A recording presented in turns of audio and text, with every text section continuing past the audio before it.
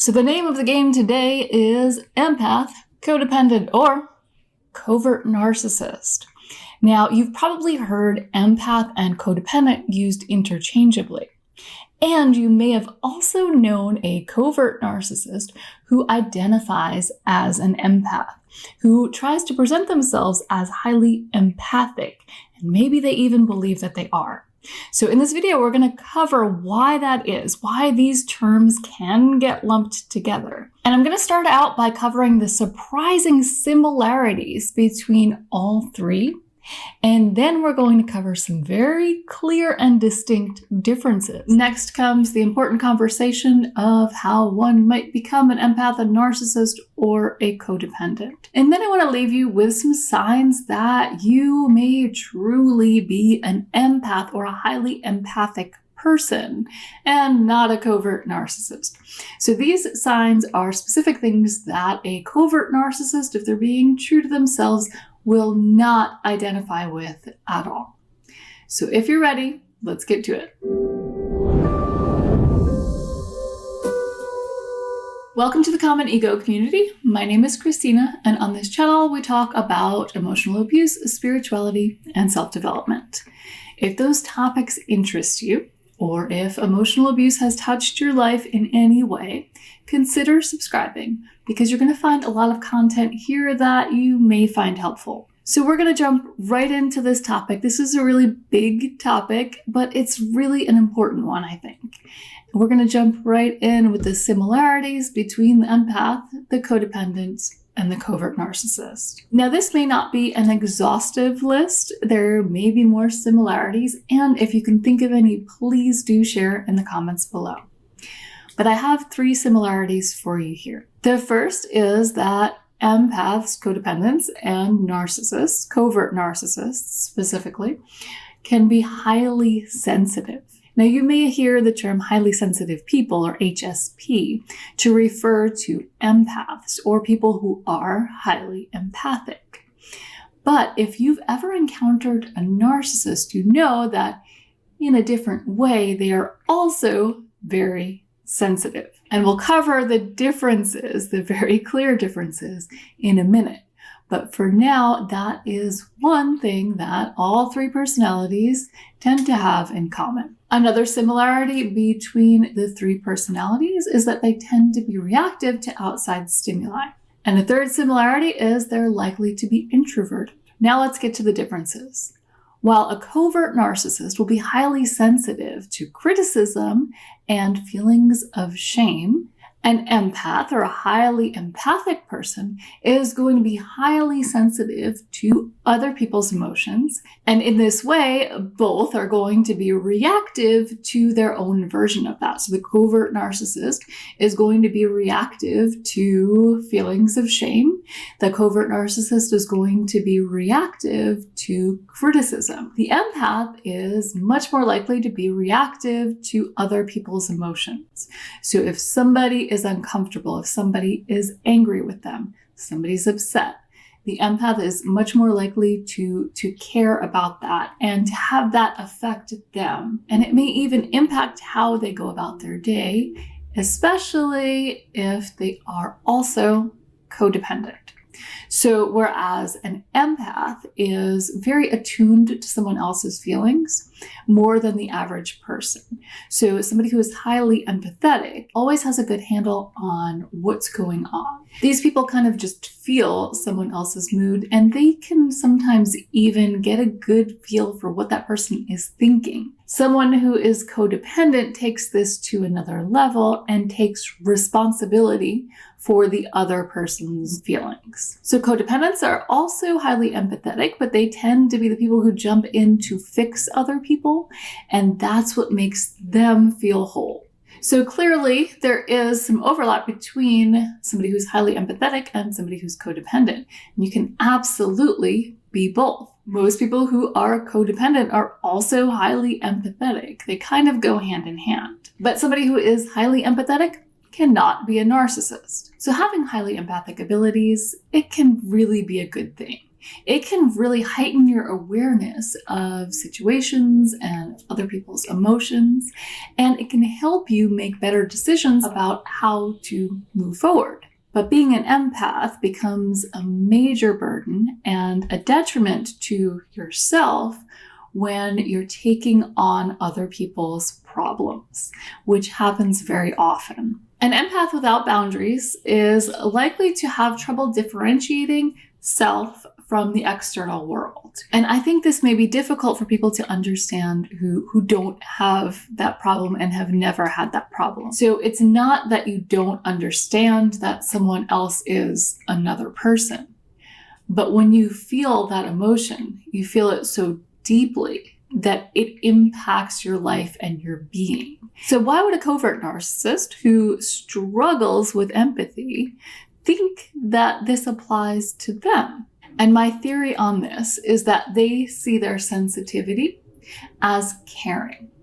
Even though it's only caring for themselves, they see that as caring and they see it as empathy. And if you understand the covert narcissist who prioritizes themselves, the world revolves around them, right? So caring about themselves is kind of like being a caring person. You're caring about the center of the world. So how could you not be empathetic? And I know the answer is clear for most of us that you're not empathetic, that empathy is not caring for self. But those lines tend to get blurred with the covert narcissist. All right, so now I want to have the important conversation about how one might become an empath, a codependent, or a covert narcissist. And I want to point out first that these naturally are theories. When it comes to covert narcissism, there is the most commonly accepted theory that it develops as a result of trauma, childhood trauma. And it is not the only theory, but it really is the most commonly accepted. And if we look at it from that perspective, we understand that the covert narcissist has built up a defense mechanism. Maybe they grew up in an unsafe or unstable household, or maybe there was a specific or set of specific traumatic events that impacted their life and that they had trouble processing.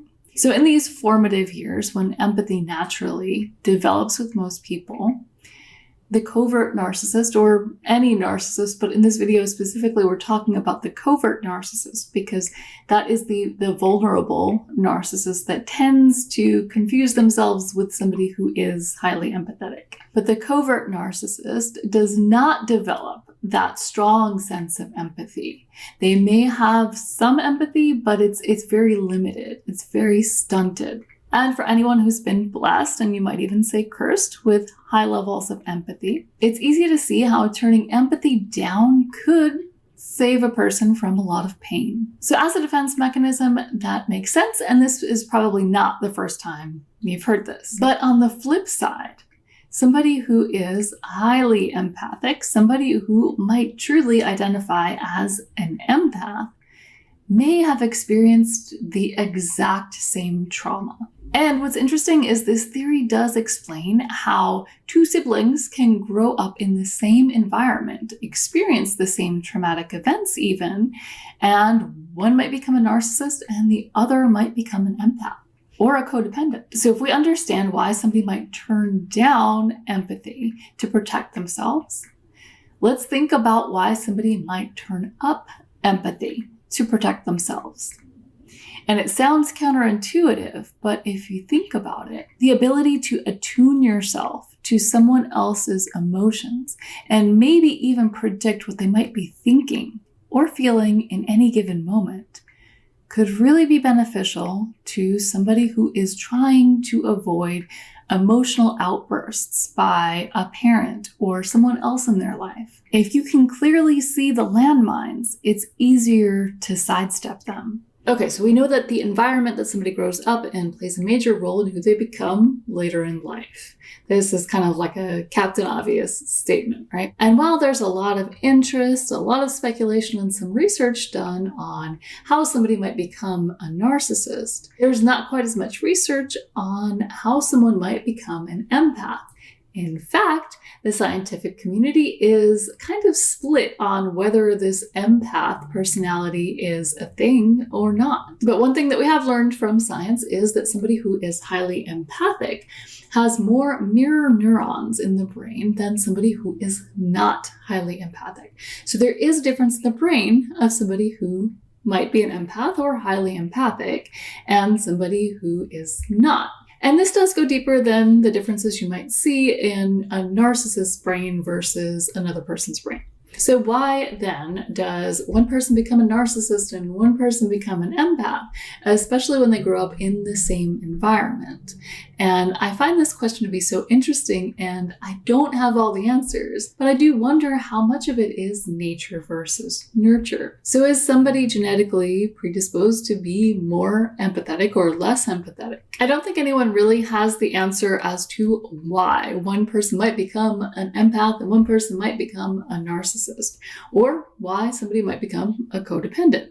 But we can make sense of both as defense mechanisms. And in that sense, we can understand why two siblings might fall on two opposite ends of the empathy spectrum, even if they've had the same experiences. But looking at it from the perspective where narcissism or somebody being highly sensitive or highly empathetic develops as a result of trauma in childhood, we can also see how this can be passed down generationally. And from here, we can see how the empath would naturally end up using their powers to protect other people, or to help other people, or fix other people.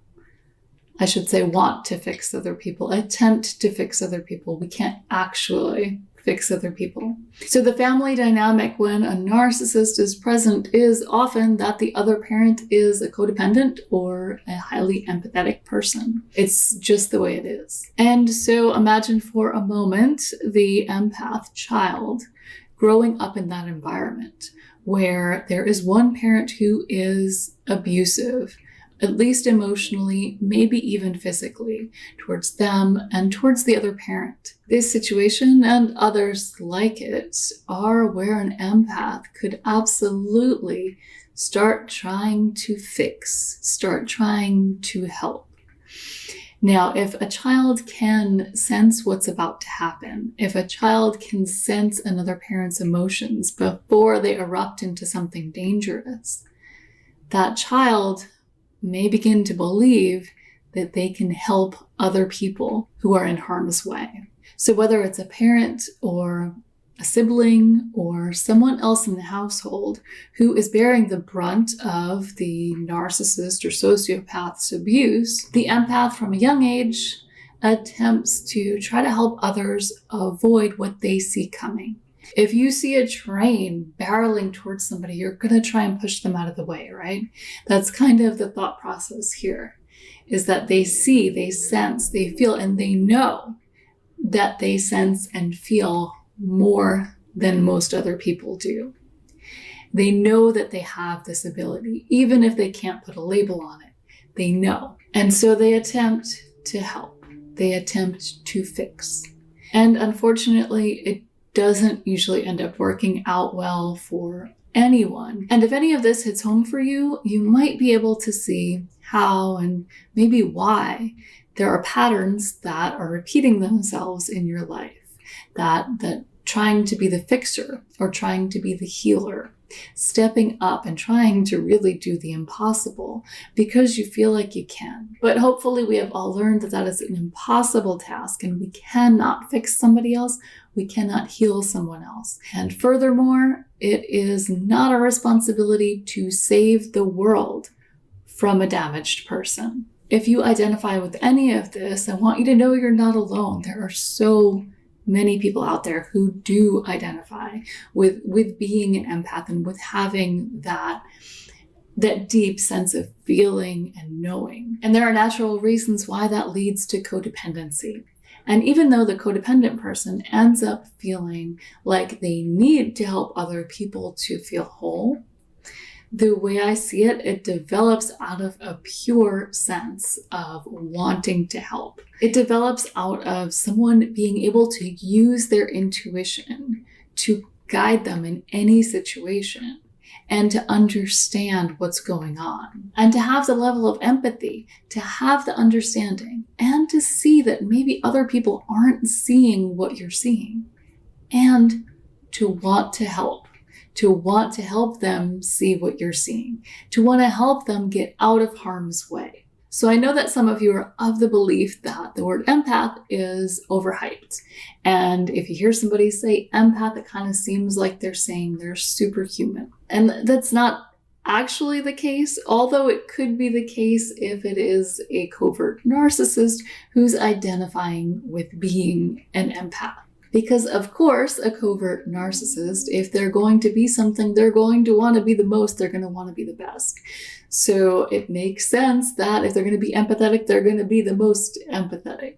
But the truth is there's a major burden that comes along with it and a lot of self-sacrifice that is unnecessary. Somebody who is an empath and unhealed and lacking boundaries is going to end up spinning their wheels to try to help other people. They're going to end up in relationships with people who trample their boundaries, and they're going to recognize the hurt within those people and try to fix them. And that, as we all know, is a lost cause. We cannot fix other people. We can only fix ourselves. So there's really nothing noble about that quest. There is nothing noble about putting somebody else above yourself and sacrificing your own boundaries and your own well-being to try to save somebody else, to try to help somebody else. It's good to help other people, but not when it comes at the expense of your own emotional well-being. So with all that said, you might identify with some of the traits of being an empath or a codependent. You may even identify with some of the characteristics of being a covert narcissist. Now, if you do identify with those characteristics, it's probably from other things that you've learned about covert narcissism. We didn't really cover the traits and characteristics of covert narcissism here. But I know that that's something that when we start learning about narcissism and emotional abuse and passive-aggressive behavior, that's something that a lot of people personally identify with, some of the behaviors that you'll see common in these people. And the truth is that covert narcissists do often identify as empaths. And it's not necessarily that they're pretending, although they can be. The covert narcissist may actually believe that they are an empath for reasons that we've already discussed. So I want to leave you with some signs that you might be an empath. And if you are a covert narcissist, you're not going to identify with these specific signs.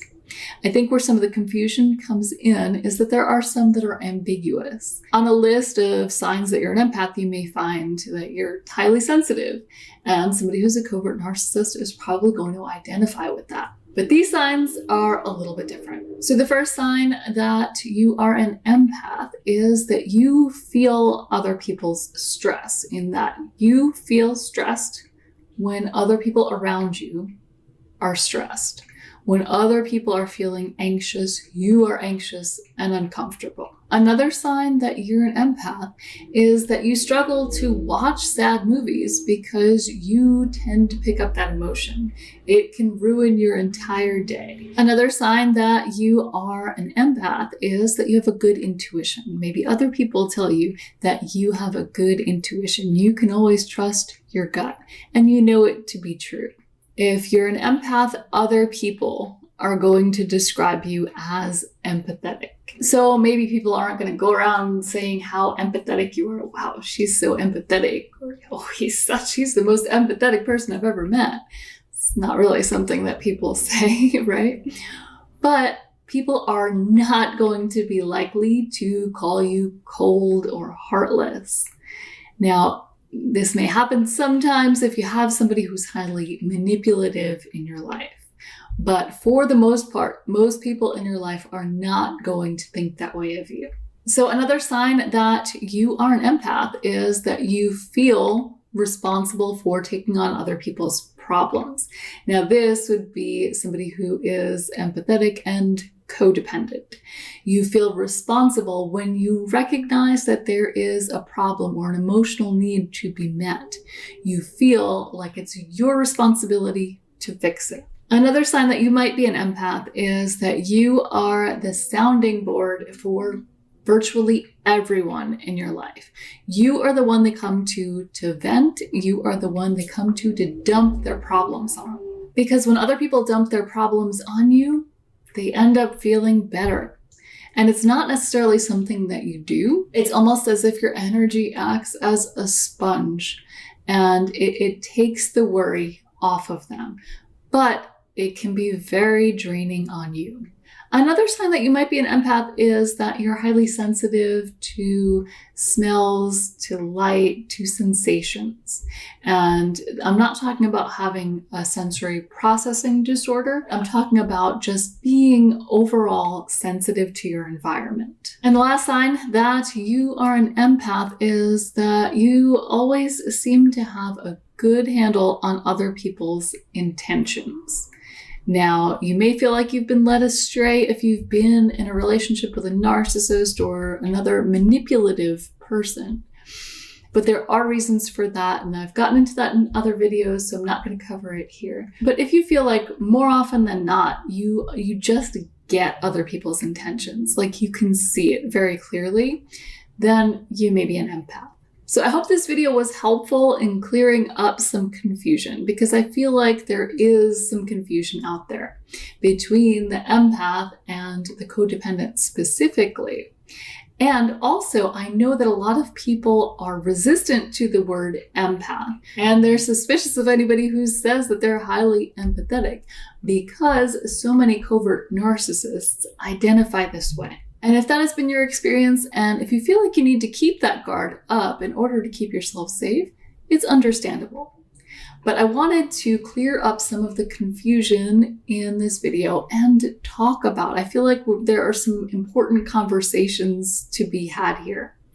So if you have anything to add, I would love to hear your thoughts in the comments below. Please let us know and we can continue the conversation. For me, that's all I have to say for right now. Feel like I've talked enough. So I'm gonna wrap this up. But if you're subscribed and have those notifications turned on, well, I'll see you next week.